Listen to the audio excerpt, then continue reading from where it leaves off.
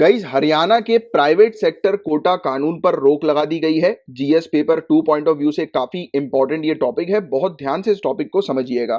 तो गाइस, आपको बता दें कि पंजाब और हरियाणा हाई कोर्ट ने ये स्टे लगाया है कानून के ऊपर। कानून ये कहता है कि हरियाणा के अंदर जितने भी प्राइवेट सेक्टर हैं यानी कि प्राइवेट कंपनीज हैं, उसमें 75% जॉब जो है वो प्रोवाइड की जानी चाहिए हरियाणवीज को, यानी कि हरियाणा के लोकलाइट्स को 75% जॉब जो है वो प्रोवाइड की जाएगी। तो ये कानून इससे रिलेटेड था, प्राइवेट सेक्टर में रिजर्वेशन से रिलेटेड। हरियाणा सरकार एक बिल लेकर आई थी, Haryana state employment of local candidates bill, Haryana राज्य स्थानीय उम्मीदवारों का रोजगार विधेयक, ये हरियाणा सरकार लेकर आई थी। इस बिल के माध्यम से प्राइवेट सेक्टर में 75% रिजर्वेशन जो है वो प्रोवाइड किया जाना था लोकलाइट्स को, और ये बिल जो है वो 15 जनवरी 2022 से लागू किया जाना था। बट अब इस पर्टिकुलर बिल पर रोक लगा दी गई है पंजाब और हरियाणा हाई कोर्ट के द्वारा। और क्यों इस कानून को चुनौती दी गई है, क्यों इस लॉ जो है उसको चैलेंज किया गया है? तो जो पेटिशनर है, याचिकर्ता है, इनका कहना है कि हरियाणा सरकार भूमि पुत्र यानी कि सन ऑफ द सॉइल्स की नीति लागू करके निजी क्षेत्र में आरक्षण देना चाहती है।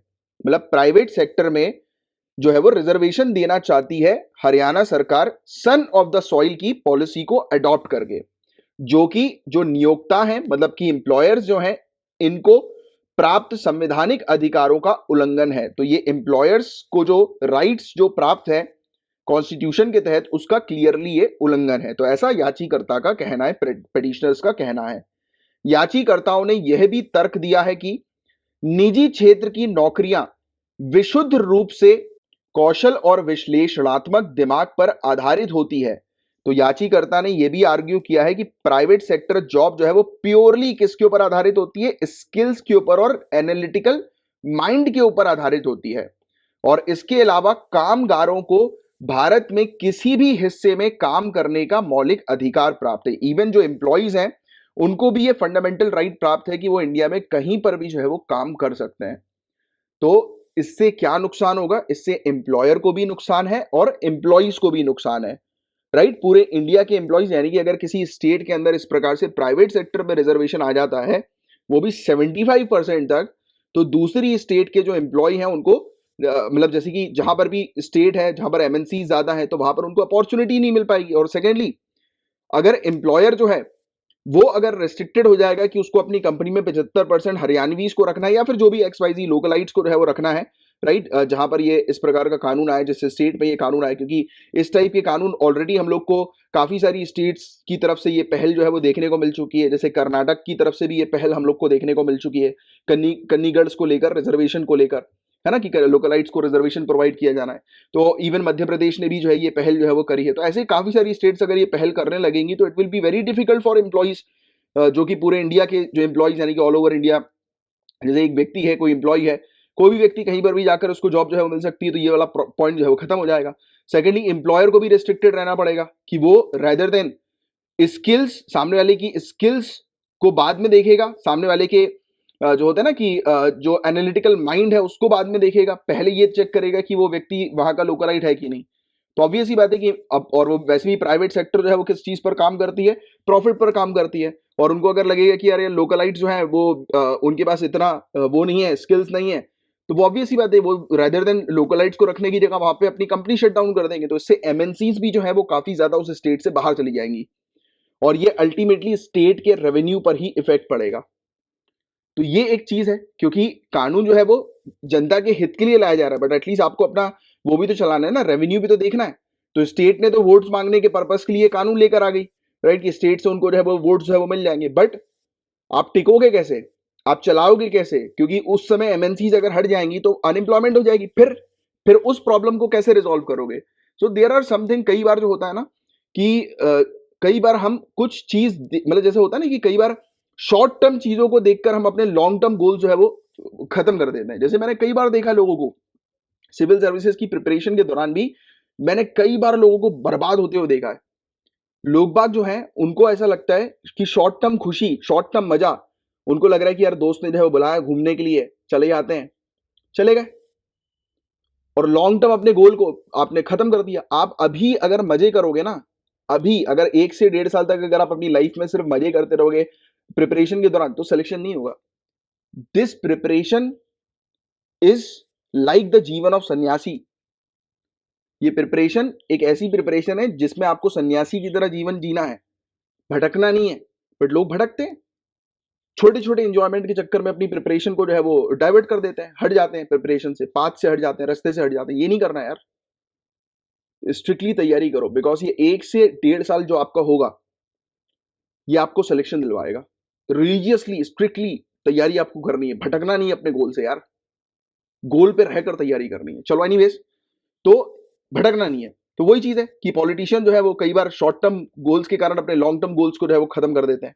अब आपका शॉर्ट टर्म गोल है, शॉर्ट टर्म गोल में तो आप अपने जो वहां के स्टेट के जो निवासी उनको तो खुश कर लोगे, वोट जो है वो गैदर कर लोगे, सत्ता पे आ जाओगे।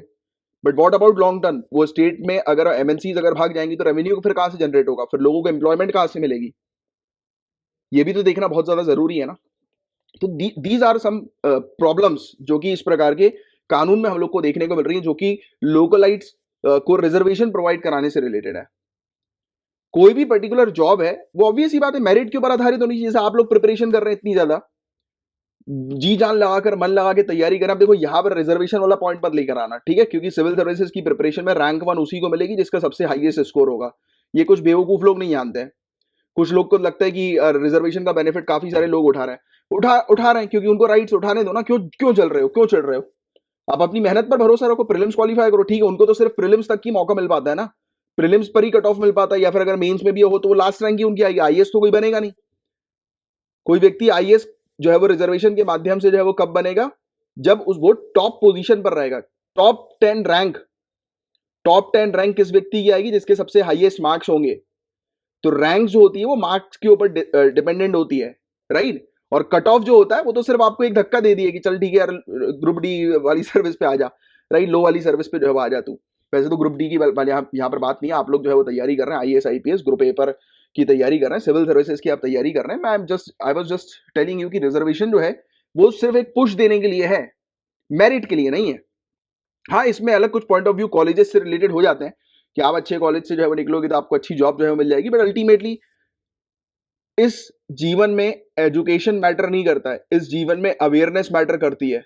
मैंने बहुत सारे देखे हैं, मेरे खुद दोस्त थे, बहुत पढ़ाई करते थे, बहुत बहुत ज्यादा पढ़ने वाले लोग थे।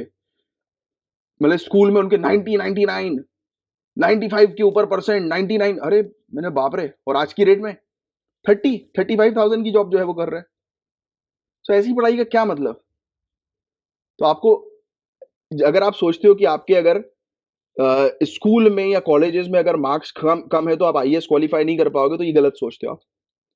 आईएएस क्वालिफाई उनने भी किया है जिन्होंने 12वीं 2 बार 3 बार रिपीट करी है, उनने भी क्वालिफाई किया है। 12वीं फेल लोगों ने भी, मतलब 12वीं फेल तो ऑब्वियसली क्वालिफाई नहीं हो पाएगा, 12वीं फेल होकर फिर से 12वीं देकर ऐसे लोगों ने भी जो है आईएएस एग्जाम क्वालिफाई किया है। तो आप बिल्कुल ये टेंशन मत लो कि आपके मार्क्स खराब है तो आप क्वालिफाई नहीं कर सकते, तो कर सकते हो। तो ये चीज है, राइट? और इस विधेयक के तहत नियोक्ताओं को स्थानीय उम्मीदवारों को निजी क्षेत्र में नियुक्त करने के लिए मजबूर करना भारत के संविधान द्वारा बनाए गए एक संघीय ढांचे का उल्लंघन है। फेडरल स्ट्रक्चर का क्लियरली वायलेशन है कि आप एम्प्लॉयर जो है उनको आप जो है वो रिस्ट्रिक्ट कर रहे हो कि वो जो है वो एक ही जगह से जो है वो एम्प्लॉयमेंट जो है वो सीख कर सकते हैं, आप रिस्ट्रिक्ट कर रहे हो। फंडामेंटल राइट कहता है कि एक व्यक्ति जो है वो कहीं पर भी जाकर जो है वो जॉब जो है वो कर सकता है, कहीं पर भी जाकर बिजनेस जो है वो कर सकता है without any restrictions. Reasonable restriction है वो बात अलग है, बट इस तरीके से रिजर्वेशन का क्लॉज ले आओगे तो that will become totally difficult. आप फंडामेंटल राइट्स का उल्लंघन कर रहे हो, आप कॉन्स्टिट्यूशन के फेडरल स्ट्रक्चर का, संघीय ढांचे का जो है उल्लंघन कर रहे हो, राइट? और इसके तहत सरकार सार्वजनिक हित के विपरीत कार्य नहीं कर सकती। तो पेटिशनर ने यह बोला है कि सरकार, गवर्नमेंट जो है ये सार्वजनिक हित के, पब्लिक इंटरेस्ट के हित के विरुद्ध नहीं जा सकती। ये आप जो है वो एक क्लास को बेनिफिट देने के लिए आप मेजॉरिटी को जो है वो आप वो नहीं कर सकते, अवॉइड नहीं कर सकते। अगर आपको एक क्लास को बेनिफिट, इक्विटी करो, that is good, equity is good कि आप जो है वो पुश दे रहे हो। बट इस तरीके से 75%, 10%, 20% होता तो भी समझ में आता कि चल ठीक है यार आपने कुछ किया। 75% प्राइवेट सेक्टर एक्सेप्ट नहीं करेगा ये सब चीजें। Private sector work on profit वो एक्सेप्ट नहीं करेगा। तो इस कानून के हाइलाइट्स क्या हैं? चलिए आइए मैं आपको समझाता हूं। हरियाणा राज्य स्थानीय उम्मीदवार रोजगार विधेयक 2020 के प्रमुख बिंदु क्या हैं? तो 75% रिजर्वेशन वाली बात तो आपको पता लग गई कि प्राइवेट सेक्टर जॉब में जो रेसिडेंट कैंडिडेट जो होंगे, जो डोमिसाइल के होंगे, राइट, अधिवास जिनका होगा, राइट, तो निवासी प्रमाण पत्र जो है वो हरियाणा का जिनके पास होगा, सिर्फ उन्हीं को ही जो है वो प्राइवेट सेक्टर में जॉब मिलेगी, यानी कि 75%। मतलब ये मान के चलो आप कि 10 में से 7-8 लोग जो है वो होना एक कंपनी में मैंडेटरी होगा कि जो हरियाणा के होंगे। तो ये वाली चीज हम लोग को देखने को मिल रही है। और ये कानून जो है वो 10 साल के पीरियड के लिए होगा, सेकंड पॉइंट ध्यान में रखना। और ये कानून मंथली सैलरी जिनकी 30,000 से कम है उनके लिए एप्लीकेबल होगा। 30,000 से ऊपर वाले लोगों की सैलरी के लिए एप्लीकेबल नहीं होगा। अब आप देखिए कितने सारे लोग हैं जो कि आपने कई बार आप पढ़ने वढ़ने गए हो, दिल्ली वगैरह गए हो, या फिर आप दिल्ली के हो गए तो आपको पता होगा इस चीज के बारे में। काफी सारे लोग अलग अलग जगह से 10,000, 5,000, 15,000, 20,000 भारी मात्रा में लोग नौकरी करने दिल्ली पहुंचते, रिक्शा चलाते हैं भारी मात्रा में लोग। आप दिल्ली में पूछिएगा किसी रिक्शा वाले से, यूपी बिहार कहीं कहीं का आपको मिलेगा वो। हरियाणा में गुड़गांव गुड़गांव की अगर आप बात करो तो वहां पर भी काफी सारे लोग आपको मिलेंगे बिहार के इधर उधर के। मैं बात नहीं कर रहा, ये तो रिक्शा चलाना, ठेला चलाना, ये प्राइवेट, मतलब ये उसका खुद का इंडिविजुअल बिजनेस होगा, राइट, मतलब वो खुद सोल प्रोप्राइटर है, राइट। बट मैं बात कर रहा हूं यहाँ पर किसी कंपनी की, जैसे सिक्योरिटी गार्ड की कंपनी होती है आजकल, तो ये सिक्योरिटी गार्ड कई बार बाहर से आ रहे होते हैं, फिर प्रॉब्लम नहीं होगी, बहुत बड़ी प्रॉब्लम होगी। It will become very difficult for private company to survive, बहुत डिफिकल्ट हो जाएगा। कई बार जैसे वो वाली जॉब होती है तो चलो ठीक है, ये सब जॉब तो फिर भी ऑब्वियस ही बात है कि आप जो है वो स्किल, इसमें उतनी ज्यादा स्किल्स की रिक्वायरमेंट नहीं होती। जैसे बीपीओ है, बीपीओ कितने सारे हैं, गुड़गांव में देखिए आप, बीपीओ कितने सारे आपको मिलेंगे भारी मात्रा में।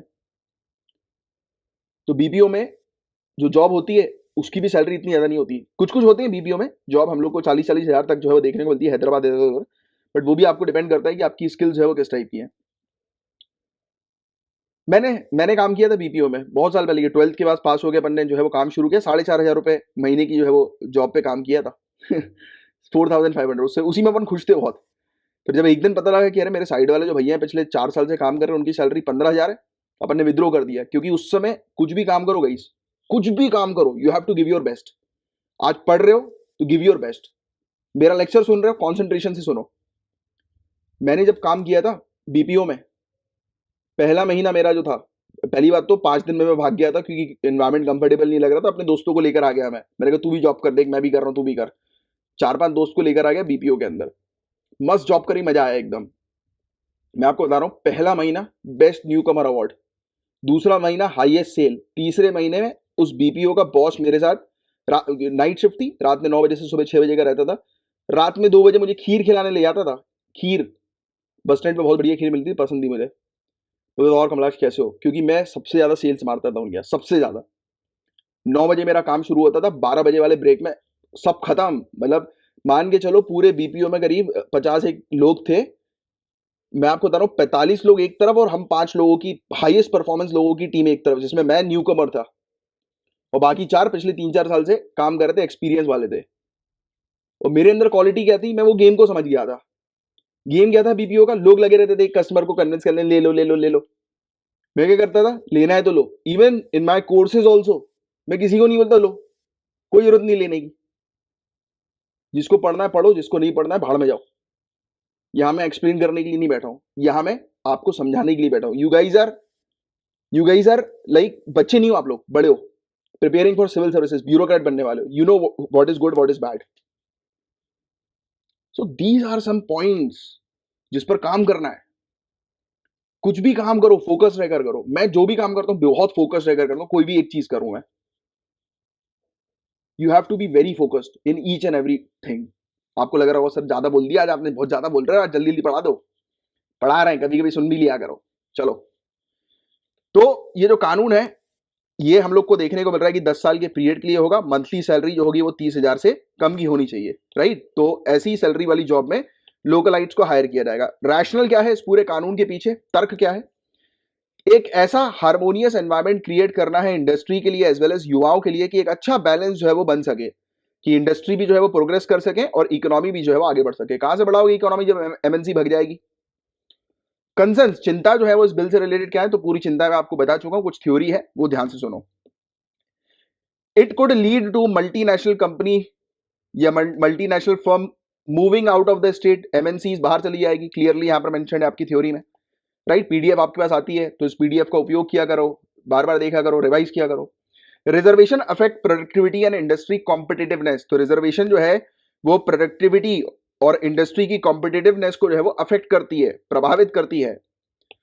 नेक्स्ट पॉइंट, लीगल इश्यूज जो है वो इन कानून के क्या हम लोग को देखने को मिलते हैं। जो क्वेश्चन है एक तो डोमिसाइल रिजर्वेशन का जॉब्स के अंदर, तो ये बड़े एक इशू हम लोग को देखने को मिलता है। हालांकि डोमिसाइल कोटा जो है वो एजुकेशन में हम लोग को देखने को मिलता है, जो कि फेयरली कॉमन है, जनरल है।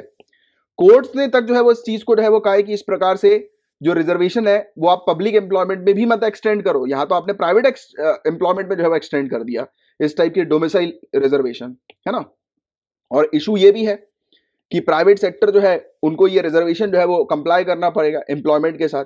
और इवन आपको एक और चीज बता देगा, इसकी स्टेट जो है उसको ये पावर मिलती है हमारे कॉन्स्टिट्यूशन के आर्टिकल 16 क्लॉज 4 से, किस टाइप की पावर, कि पब्लिक एम्प्लॉयमेंट के अंदर रिजर्वेशन प्रोवाइड कराने की पावर। बट कॉन्स्टिट्यूशन के अंदर कोई भी मैनिफेस्ट प्रोविजन नहीं है प्राइवेट एम्प्लॉयमेंट के लिए। तो क्लियरली ये चीज मेंशन है कि भैया कॉन्स्टिट्यूशन में पब्लिक एम्प्लॉयमेंट पे रिजर्वेशन की तो बात की गई है, बट प्राइवेट एम्प्लॉयमेंट पे रिजर्वेशन का कोई प्रोविजन नहीं, और आप इस प्रकार से कॉन्स्टिट्यूशन का उल्लंघन करके प्राइवेट सेक्टर में रिजर्वेशन नहीं ला सकते हो, राइट।